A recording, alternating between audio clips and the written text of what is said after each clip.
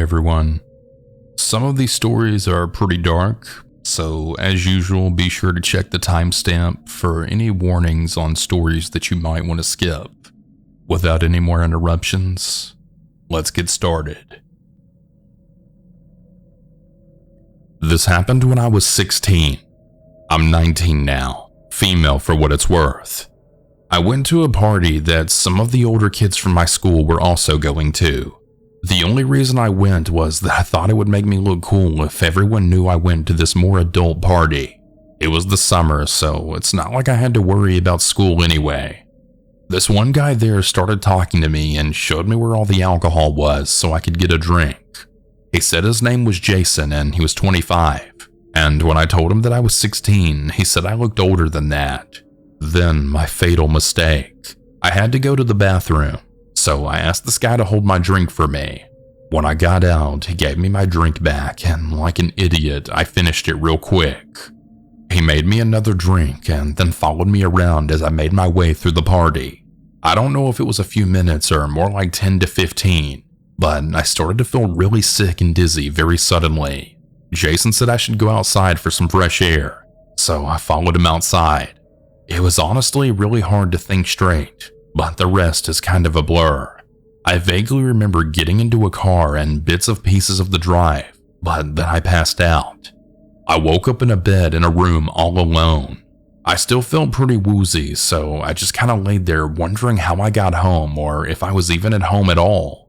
When I realized I was not in my own bed, I sat up and realized I wasn't even wearing my own clothes. I was wearing some kind of matching pajama set.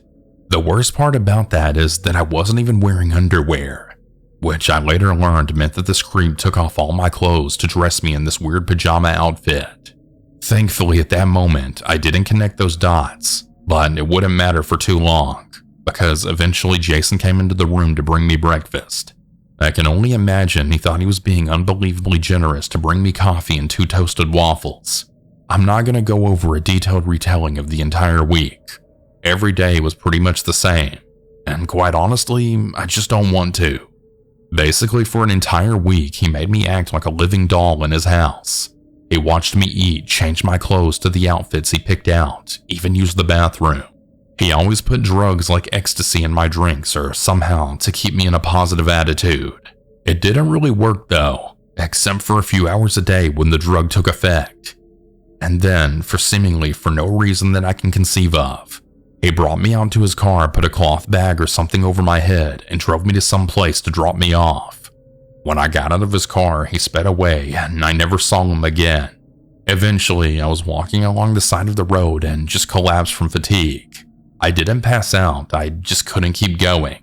Apparently, someone saw me fall down and called the police, who then found me and brought me to the hospital. Well, the ambulance brought me there, and the police joined me to ask me what the heck was going on. They knew I was missing, and they pretty quickly figured out who I was, so they were able to call my parents. I did my best to identify the guy who kidnapped me, and there was a pretty thorough investigation as far as I know, but they never really found the guy. He was a total ghost. The police questioned nearly everyone who was at that party, and learned the name of the guy who was probably the one to kidnap me, but it wasn't even a real name. The phone number anyone had for him was disconnected and only attached to a burner phone. So yeah, they never caught the guy. It was easily the most traumatic thing to ever happen to me, and I hope it stays that way. But despite that, I know it could have been so much worse. I don't know why he never hurt me or assaulted me, but I'm thankful he didn't. I know so many kidnapping victims are treated much, much worse than I was. Hey everybody, this is my first post on Reddit. I just wanted some input on this situation because I'm kind of scared and I don't exactly know what to do. I also want to see if anyone knows what this could be. This happened about 15 minutes ago at 9:30 p.m. My fiance and I were watching a movie while sitting on the couch when all of a sudden someone tried to open our door. It sounded like they tried to put keys in, but it didn't work, and then they knocked about 4 to 5 times. My fiance and I were a bit taken aback and scared, obviously, as this hasn't happened to us, and it's late. I looked through the peephole and I saw some bags outside and didn't see anyone. So I decided to check the window that looks out to our door and apartment stairs. When I looked through the window, we saw a young woman sitting on the stairs on her phone talking to someone. She had a lot of bags, duffel, almost like she was coming home from vacation or staying the night somewhere. I was nervous but worried she might need some help. So after about 5 minutes, I decided to go into my apartment porch, which is separate from the front door but overlooks the stairs. I see her and ask if everything's okay. She's on the phone talking to some woman and she looks at me and puts her finger up almost like the "I'm on the phone, give me a second" look, which I guess I could understand because she was. When she got off the phone, I asked her again if she was okay or needed anything. She said that her friend lives here and she needs to see her. I told her unfortunately she has the wrong apartment. She keeps pushing, saying that her friend lives here. Then she says that she was here yesterday with her friend at this apartment. I was here all of yesterday, and no one showed up or was here at all. Again, I say unfortunately you have the wrong apartment. Then she says what I assumed was her friend's name, and she says that she's a tall, dark-skinned woman. I have never met anyone by the name she gave me or that description either. My fiance and I just moved here about a month ago and haven't met anyone, not even our neighbors. So again, for the last time, I tell her that she has the wrong apartment and the only ones that live here are my fiance and I. She then proceeded to tell me that she doesn't have her phone and has no way of contacting her friend, and asked me if she could use my phone so she could log onto her Instagram from my phone. I lied and I said I don't have Instagram, but I said, "Is there anyone you need me to call for you?" And she looked at me and got up and just started walking away. While she was walking away, she was saying how she has nowhere to stay and she doesn't know where to go. I ended up going back into my apartment because I was majorly uncomfortable. However, I was looking out the window and she was back on the phone and walking back and forth my apartment and staring at it, and then walked off. While this was happening, my fiance noticed a strange car that he's never seen before that had their lights off. We decided to turn our lights off, and once we did, so did the strange car. We then saw a man get out of the car and stand there for a bit, and then get back in, and he now, as I'm writing this, still hasn't gotten out. I'm just very freaked out, and I want to know if anyone has any advice or knows what could be happening. Thank you, Reddit. Edit. Just to add, because I feel like this might be important. Our apartment is at the back of the complex and the very back of the apartment building. It's pretty hard to find, so it's weird getting someone at this time of night to come all the way back here in general. Update. Hey everyone. So I did end up calling the non-emergency line and a few police officers showed up. They were super kind, and when I was telling them what was happening, they were very concerned. The person in the car ended up leaving, and just a little something extra. Our neighbors came out and said they had some ring camera footage. Turns out the woman had nothing in her bag, so that was definitely scary. They said if anything else happens to call immediately. I'm getting a ring camera now. Thank you all for the advice and input. It helped me out a lot. If anything else happens, I'll give another update. I met a girl online. She seemed normal enough, so we ended up going out for a drink. I found out that night that she actually lived an hour away in a rural town, but whatever. Well, we went out, had a drink, and then went to play pool. We drove over in my vehicle and we got to the pool hall. She checked her phone and saw she had a text from her ex-boyfriend. She proceeded to cry incessantly. I was trapped. I didn't know what to do. So I offered to take her back to her car. She said she wasn't sure if she could drive and she asked if I could take her home. I declined, saying it wouldn't be a good idea because A, her car was like a mile away, B, she lived an hour away, and C, how in the hell does she plan to get to her car the next day? So she agrees for the night to end, all the while apologizing vigorously. The next day she texts me, apologizes, and offers to buy me lunch. She seemed alright when we were getting to know each other and I was bored, so I figured, what the hell, and I gave her another shot. She brought her kids to lunch. When I saw them get out of the car, I texted her and said that it wasn't okay for me to meet them. She became irate and said that her sitter canceled at the last minute. Even though the drive was an hour long from her house, she didn't find it important enough to ask if it would be weird for her kids to come. It was at that point that I stated I was no longer interested. Now for the creepy part. 2 days later, she texted me, but I didn't respond.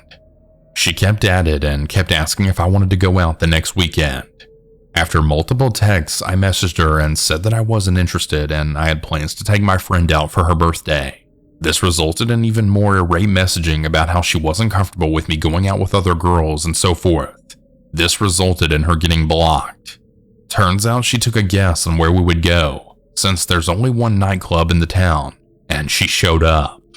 I had to tell the birthday girl that I was leaving and to call me when she was ready to go. My night was ruined. Birthday girl got home okay, in case you're wondering. But wait, there's more. A couple of weeks after that, there was an ice storm and the power had gone out in the area. I ended up going over to a friend's house to hang out since they had a generator. We were playing cards and enjoying ourselves. Suddenly, I get a text from a number I didn't recognize.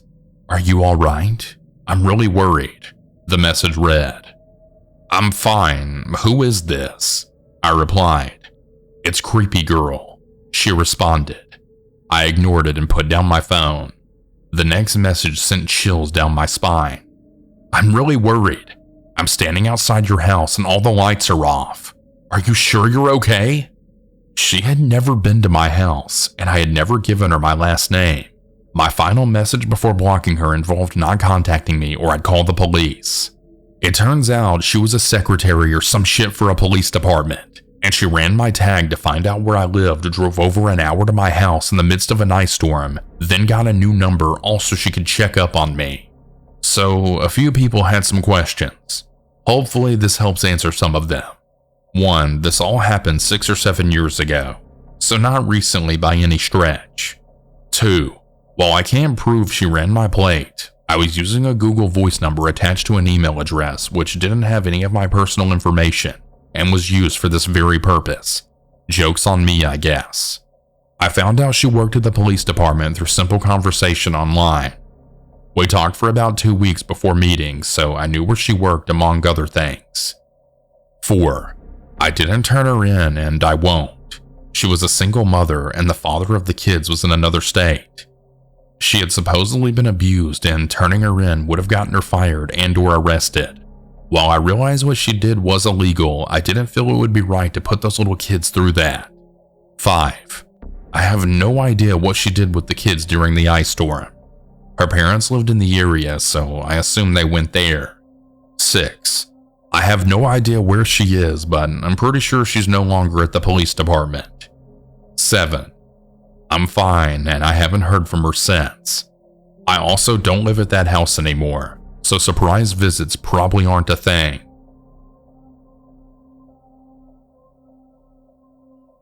I'm a 28-year-old female, and I've lived in the same apartment for 4 years.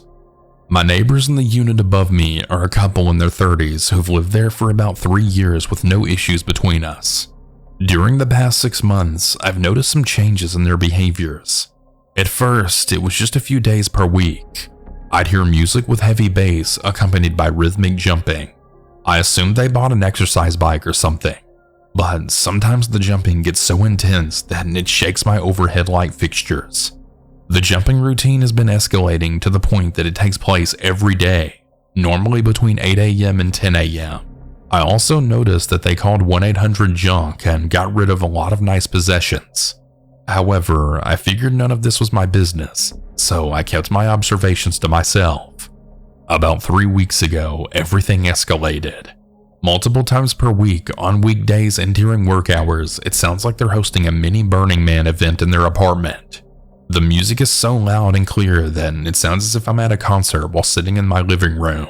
There's clearly a lot of people involved because the jumping/stopping shakes multiple light fixtures and cabinets.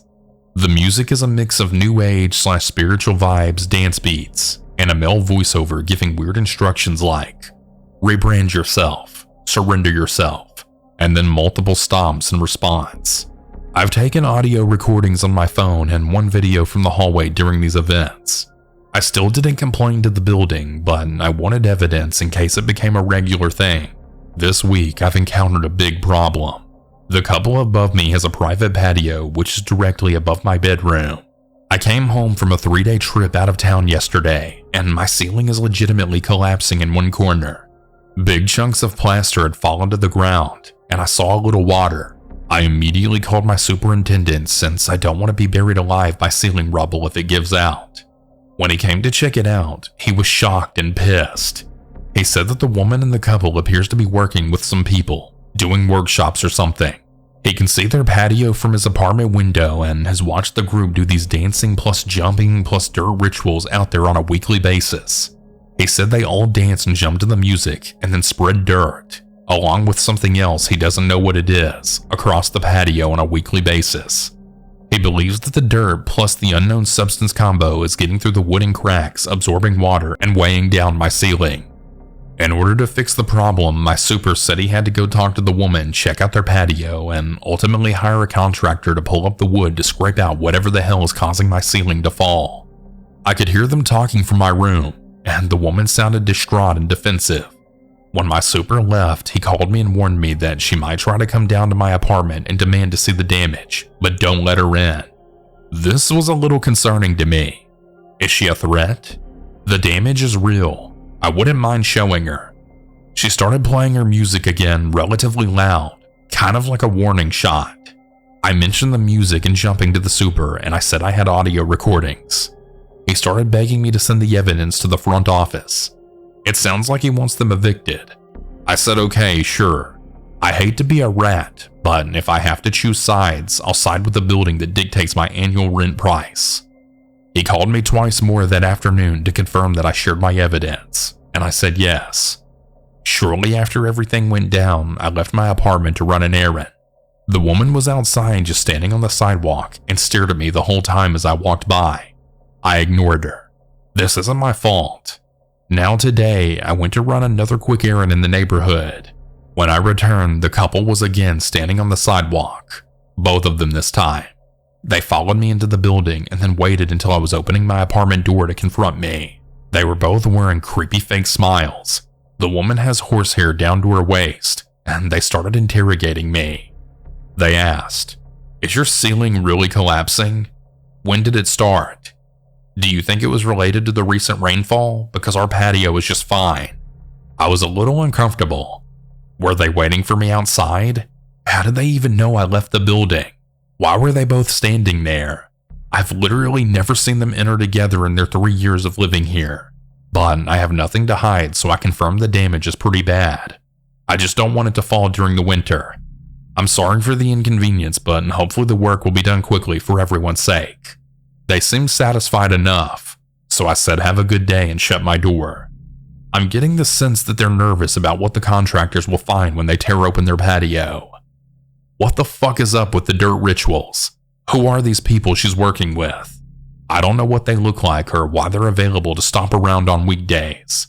The repair work is started on both sides, but the contractors will come on Wednesday for the grand reveal of what's under the patio that's making my ceiling collapse. In the meantime, I feel like I need to be alert and keep my eyes out for these people as well as the couple. It's unusual for me to see them in general, especially twice in 2 days. They seem scared and in denial of the problem. They also literally ambushed me. Hopefully it's over soon. Update. The contractors came today and reported that there was in fact dirt and sludge visible below the neighbor's patio. However, thanks to the help of my internet sleuthing friend, I've gained a lot more insight into the realm that dwells above me.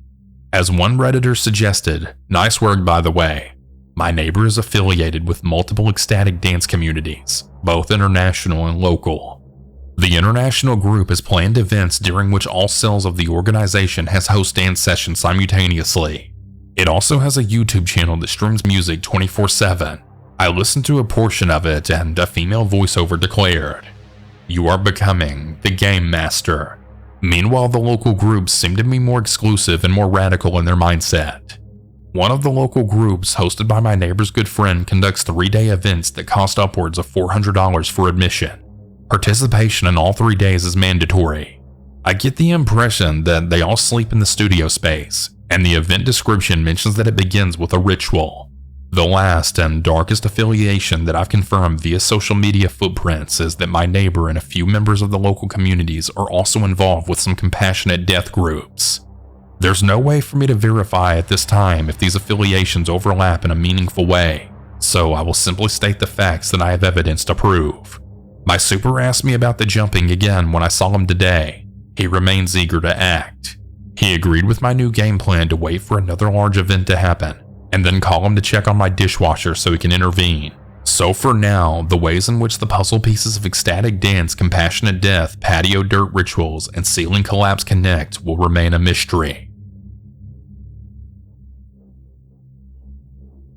When I first moved out of home, I moved into a studio apartment that was basically just a loft accessed via a garage. My house key was literally just a garage remote that had previously been inhabited by my friend Claire. She was moving interstate and needed someone to take over the lease. The rent was incredibly cheap. It seemed like a steal, so I moved in.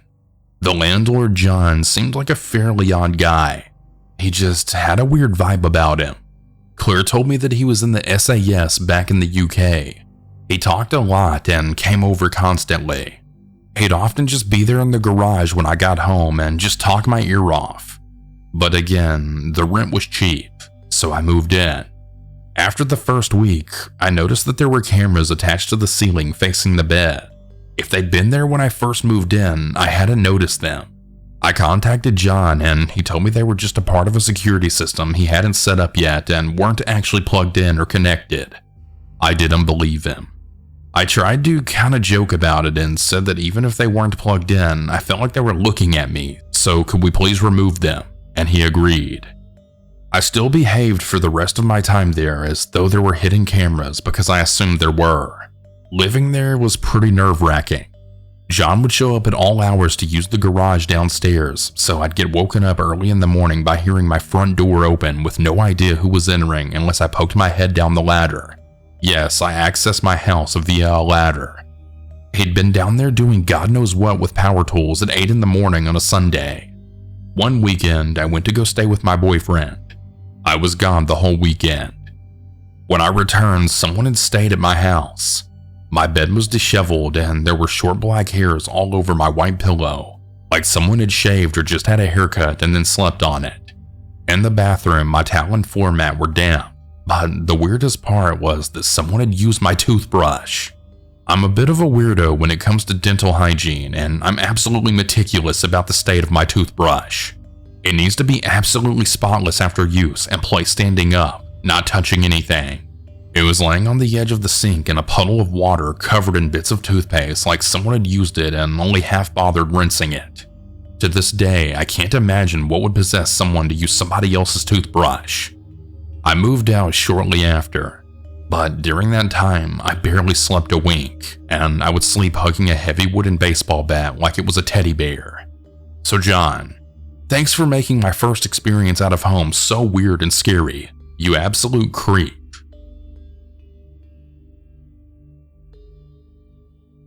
When I was in my very early 20s, my mom and I shared a house. We had a stalker. The first night we stayed in the house, someone got into our car. My mom happened to come inside, saw him, set off the panic alarm on the car, and scared him away. My backpack had been in the car, and he had dumped the contents into the floorboard of the car, but left the paycheck that I had just cashed, all the cash still in a bank envelope. The police said that it seemed that they were searching for something specific, and really questioned me about what that might be, but I have no idea. The police were able to get a partial palm print off the car, but had no matches in their system. My mom and I were out doing yard work, and we found a phone cord under our deck. It connected into the phone box on the outside of the house. We called the phone company out, and they said that they figured that someone had been using the cord to hook up a phone and lay under our deck and listen in on our phone calls. They removed the cord and put a lock on the phone box. We also frequently heard someone walking outside our windows at night. We would call the police and they would drive by but not see anyone. Another time, all of the light bulbs from our exterior lights were removed. Once we came home and my mom realized a pair of earrings and a stuffed animal that had been sitting on her dresser were missing. There was no sign of anyone having broken in, but those items never turned up. and we were sure someone had been in the house. We frequently heard this weird thump and squeak noise that we could never figure out what caused it. Another time, my mom was raking leaves at the front of the house and saw something in one of our bushes. It was a voice-activated recorder wrapped in black plastic and tied to the trunk of one of our bushes. The recorder was actually tapped into our phone line. Someone had gotten under our house, drilled a hole through our foundation, and run a phone cord through the hole into the recorder in the bush. We have no idea how a neighbor, though they were all elderly, didn't see or hear this happening. The police, who were well aware of the issues by this point, now seemed to realize that this was a serious, scary problem. They sent several officers out to investigate the recorder. We were in the house talking to an officer and heard the thump and squeak noise that we always heard. We told the officer, "That's the noise that we can't identify." As it turns out, at that moment an officer was crawling under the house and had bumped a pipe. He was able to repeat the noise. The police figured that it was almost impossible to get into or out of the crawl space under our house without bumping that pipe, and we heard that noise a lot. The police think that whoever it was getting into the crawl space and lying under the house listening to us. We put a cover over the entrance and glued it down. We put sequins in a certain order in the glue so that we could tell if it had been removed and re-glued. It was all just insanely creepy. We eventually moved. I moved in with my boyfriend, now husband, in a second-floor apartment. I felt so much safer with people all around and figured that the stalking issue was now behind me. Not long after we moved in, I noticed that our caller ID wasn't working. I called the phone company and they informed me that a Mr. Kramer had called and requested that the caller ID service be turned off on our phone. I had a meltdown. I was so upset. First off, because the phone company let some random person make changes on our phone line.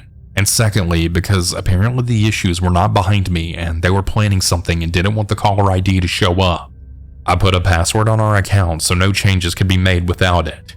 And that was the last issue we ever had. I really think the caller ID issue was possibly unrelated.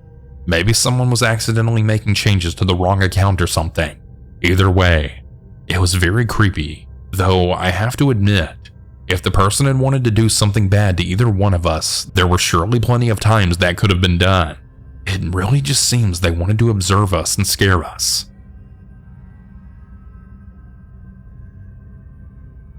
I was only 4 when this happened.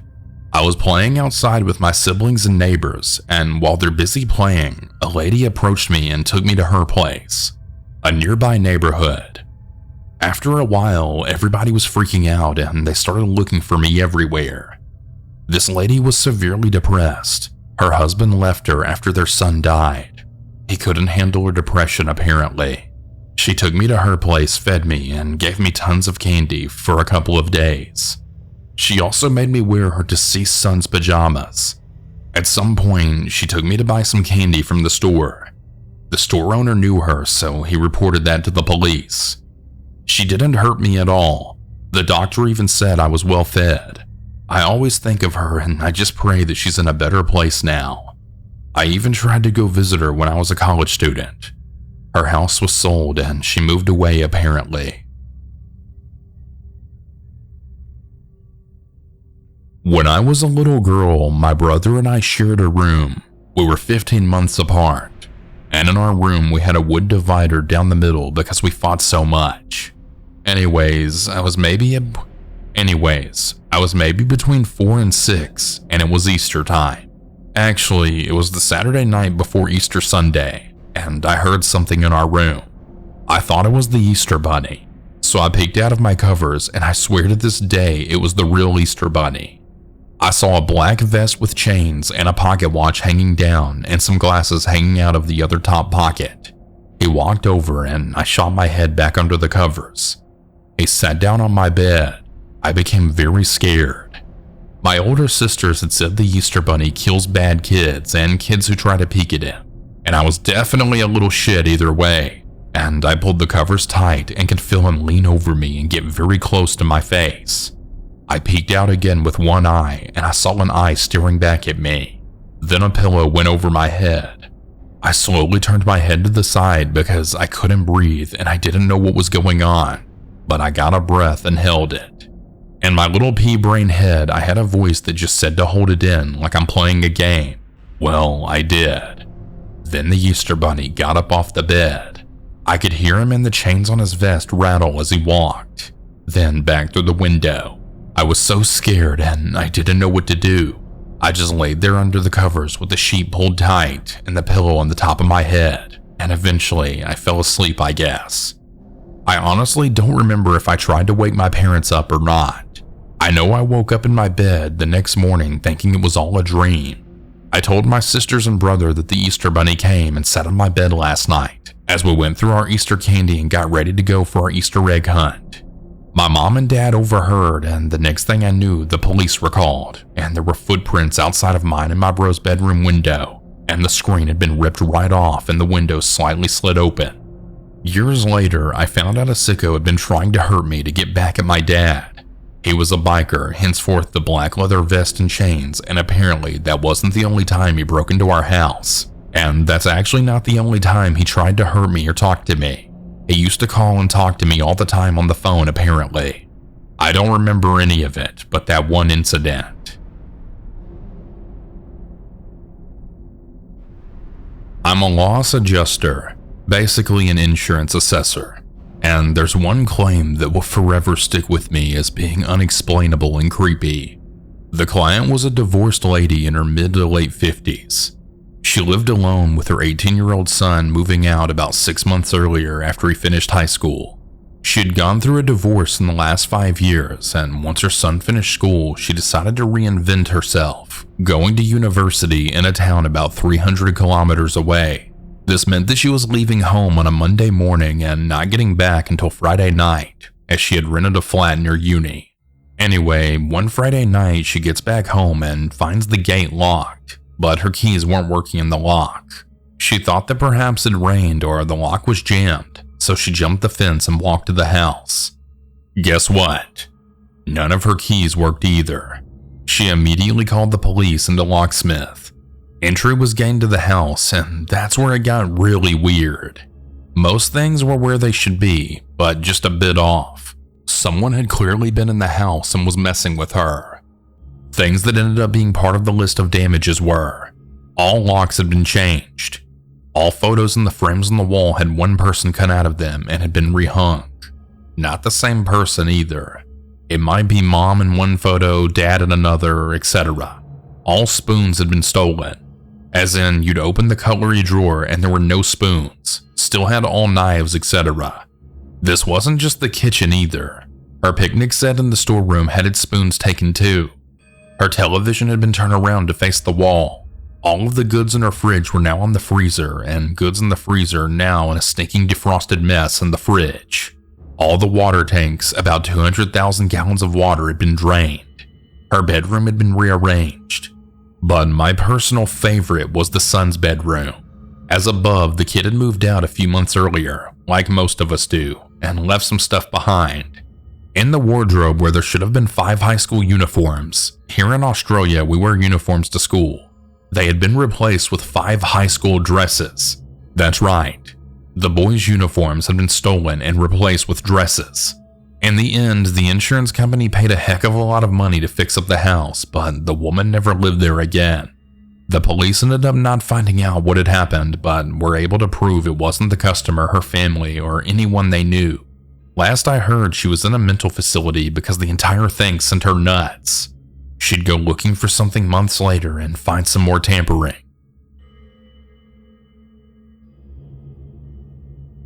I was in Paris in 2012 with my oldest friend. I love cooking, so as a surprise, she had booked me a 3-hour cooking class. But she's not at all interested except in the eating part. So we went to a museum in the morning, split ways, and had plans to meet for dinner near the Eiffel Tower so we could watch the light show. I got to the neighborhood the class was in, and it seemed a little meh. Run down, but charmingly so. And I was early because I like to be early and not feel rushed and overwhelmed to get somewhere. So I was wandering around, typical local high street stuff, some chain stores, local stores, and such. I distinctly remember bumping into someone and apologizing. And for the next 20 minutes or so, I just kept seeing him. I started to feel it was sketchy after I walked into a chain that sold women's only clothes, waited a little while, and he was directly outside the store casually looking at his phone and just happened to keep walking as I passed. I ducked into a supermarket. Same thing. I was well and truly creeped out by this point, and went to the place my class was at, waited there for the last 30 minutes in the tiny cramped room in front. I told the woman running it and she said something like, "Oh, well, I'm sure it's harmless. This is a nice neighborhood." Class ran late, so it was nearly 4 hours later when we all left. Same guy was across the street.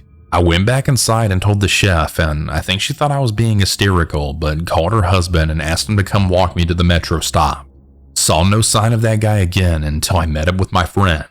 A few minutes later, we were sitting down, and I swear I saw him crossing the street, looking over his shoulder at us. To this day, my friend thinks I was overreacting, but I insisted that we leave right then and there. I got on my phone while she had dessert, booked us on the last Eurostar to London that night, and went back to the hotel, got our stuff, and left. Lost a lot of money from the final 2 nights we had at the hotel, and missed a few things that we wanted to do there. But by that point, I felt watched and very paranoid, and while I don't know for sure that this guy had scary intentions, I was sure as hell not going to wait around and find out. Edit. The reason I thought it was him at the restaurant was that he'd been wearing a very noticeable reddish-brown colored outfit. I'm not sure what they're called, but the long over-robe type things that men in some religions or cultures wear. It stood out, especially in a heavily touristed area where most people were white and wearing Western-styled black or muted tone clothes. Okay, this happened back in the 70s when a lot of people were still dropping acid and shit like that. Myself and several friends were having a sleepover at another friend's house. Their dad worked out of town and never got home until like 2 a.m. Mom was a nurse and working the night shift. His older sister, who was 17, was the only adult there. I say adult loosely. We were all around 12 to 13 years old, except a friend's little brother who was probably 7 or 8. 6 of us all together. We were sitting watching TV when one friend who was sitting near the front window said, "What's this guy doing?" We all went to look, and with only one window, a couple of us opened the front door. Now, my friend's house sat on a hill well above street level. Usually someone on the street never looked up while walking along their way. This guy, later found out was 19, was standing in the middle of the road. It was night, but we could see him in the street light. He would take off running, stop, turn around, run the other way, and was also pacing back and forth. None of us said anything, at least where he could hear us. And suddenly he stopped, turned, and looked up towards the house and stood there for a few minutes just staring. He then started shooting the finger at us, and doing that thing where people cup one hand under their arm, squeeze it, and make farting noises. We were already freaking out at this point. Then he started walking up the hill to the house. We slammed the door, locked it, and got away from the windows. The guy starts beating on the door. I mean pounding it loudly, yelling, "Hey, let me in!" Sufficiently scared shitless, the older sister kept her head and herded us all into the kitchen where she called the police. Back in those days, it took the cops forever to get to your house. The cops told her to lock the door and to not let him in. Yeah, no shit. She got off the phone with the cops and immediately called her mother. Mom told her to go get her dad's pistol from their bedroom and shoot the bastard if he gets in. Mom was on her way home as fast as she could make it. Meanwhile, this guy had gone around to the side door and started beating on it, saying, "Let me in!" He was also going to the windows, beating on them, saying the same thing. The older sister yelled back at him that she had called the police, she had a gun, and would shoot him if he didn't leave. Then he started saying, "No, I just want to be your friend. Let me in!" This went on for what seemed like an hour. I'm sure it was a much shorter time, but we were in sheer terror. He would go from the front door to the side door to the windows, beating on them, saying, "Let me in. I just want to be your friend." Eventually, the guy left. We could see him through the sheer curtains walk down the drive and then down the street. Right at about that time, their mom arrived home.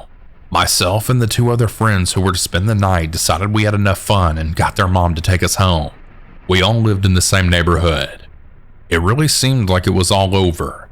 But when my friend's mom got home after delivering us, this asshole showed up again. This time someone brought him in a car.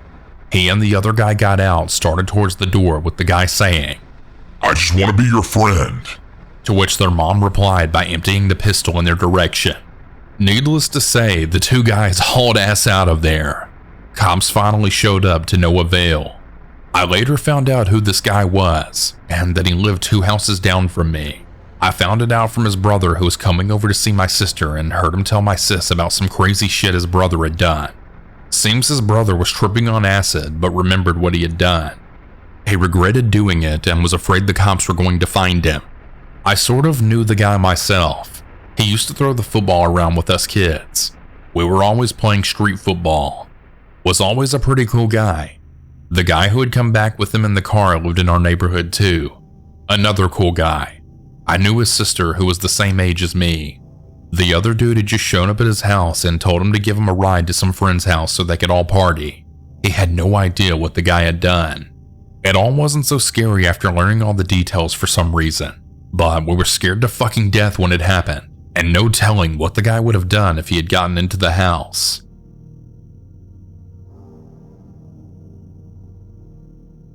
The story isn't the scariest, but another woman fell in love with my great-grandfather, and he was already married to my great-grandmother.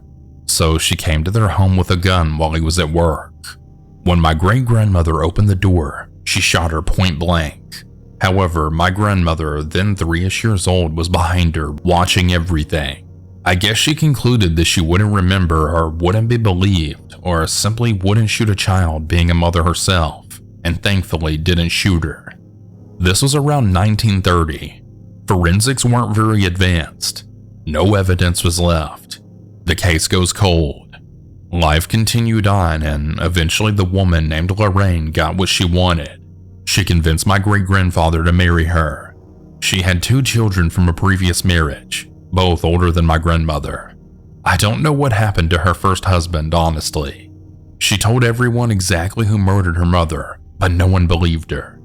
Who would believe a kid who obviously misses her mother and is having trouble adjusting to her new family? People just thought she demonized her stepmother for replacing her mom, or maybe imagined it. It's an easy conclusion to reach, honestly. And so years and years pass.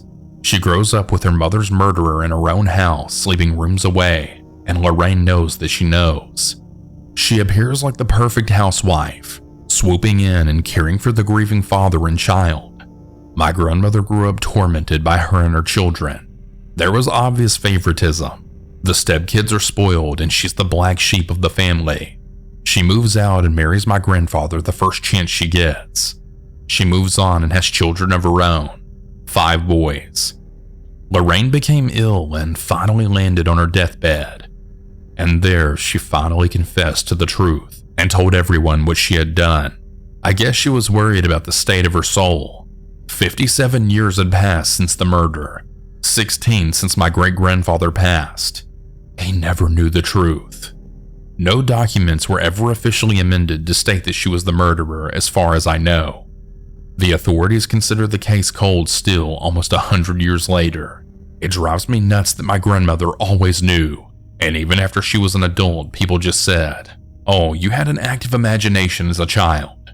There's no way to live with that knowledge for so long and have no one in the world on your side. Your whole family's against you. That's what scares me. A woman my mom is friends with came home to find her entire family brutally murdered. Her parents, grandparents, and both of her older siblings, plus her baby sister. She grabbed her younger brother and ran to the neighbor's house. The police arrived. It turns out her oldest brother killed them all and was waiting on his sister and brother to come home to kill them too. The only thing that saved her life is that she stopped before she went upstairs, which is where he was laying in wait with an axe.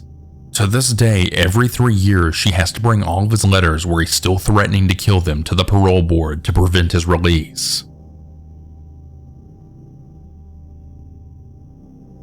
My cousin's neighbor came over to visit and was acting off. First, her house was 3 miles away on a dirt road and she had walked over in the middle of a hot summer. This wasn't normal for her. She was jittery and kept mentioning that she hadn't heard from her husband all day and was afraid to go home. My cousin's mom came in the room and pulled my cousin to the side and told her to keep the neighbor talking. She was calling the police. Cousin's mom had noticed a chunk of what looked like hamburger meat on the woman's dress and thought she might be in some kind of shock and that something might be wrong at home. The police arrive and take her outside. She continues to be jittery and not making a lot of sense. They check her house. They find her husband's recliner soaked in blood with a trail leading up the stairs. On the stairs, they find fingers. At the top of the stairs in the bedroom, they find her husband dead. She had killed him with a butcher knife because he was taking too much of her time. Her words. As she left, he wasn't dead yet though, and had started up the stairs to get the phone. Well, she attacked him again and cut off several fingers. He went still and she believed he was dead and took off. He almost made it to the phone. A guy I was good friends with had a party one night and called me to invite me over. It was me and my wife's first day off together in a while, and our daughter was 2 years old. I mentioned it to my wife and my daughter didn't want us to go. Of course, I couldn't resist that, so I stayed home and we had a good night. My friend, however, had the worst night of his life. His party was going well and everything was fine, even though there was a friend of a friend there who no one really knew. Turns out the stranger had been smoking PCP and decided to start killing people. He took a butcher knife and slashed 3 people's throats. My friend's wife threw their kids out of a 2-story window and jumped out herself, took them into the woods and then called the police. All 3 people died, my friend being one of them. The police found the guy walking down the side of the road covered in blood and incoherent. He had no idea what he just did, so he said, "What really pisses me off is he was such a good guy. He was a big biker-looking teddy bear, was never an asshole to anyone and just always did the right thing. We worked together and hit it off from day one, always ready with a joke and smile.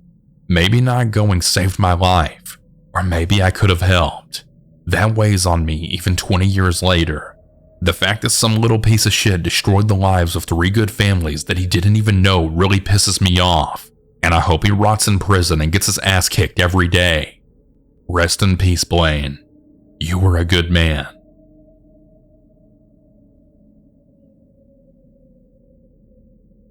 For context, I'm a female and was 25 at the time, living with my housemate Tony and his 13-year-old son, Ben. I was working nights and would sleep during the day while Tony was at work and Ben at school. One day I woke up to my bedroom door slowly opening, stopping half open. I was still half asleep and it took me a minute to wake up. Although strange he opened my bedroom door, I assumed it was Tony, home from work early. I called out, Tony?" And I heard a noise in the house.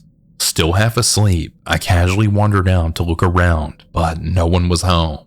I was confused, but thought maybe I hadn't shut my door properly and it had somehow slowly come open. Or maybe I didn't shut it properly to begin with and had dreamt it was opening. I went back to sleep and told Tony and Ben about it that afternoon. Ben then realized his PlayStation was gone. We looked around and found Ben's bedroom window screen had been forced open from the outside. I realized the way they opened my door, they must have seen me on my feet on the bed, and so they stopped entering my room and left. I figured it must have been some teenage kid since they took the PlayStation, and we filed a police report, but we weren't really that stressed about it. A few days later, it was my day off during the week and I went out shopping. When I got home, the place was a mess and had been robbed. I looked around and found our biggest kitchen knife on the floor by the door inside my room. This time the guy had broken in through the kitchen window, grabbed a knife, and checked my room, leaving the knife there once finding out I wasn't home before taking a bunch of our stuff. Was he going to stab me if he found me asleep again? Why not just check the house and leave if he saw my feet again? Why even risk coming back to the same house? We didn't have particularly valuable stuff. He consciously decided he would confront me with the knife this time if I was home? I was pretty terrified, and we ordered security cameras, but thankfully nothing else ever happened.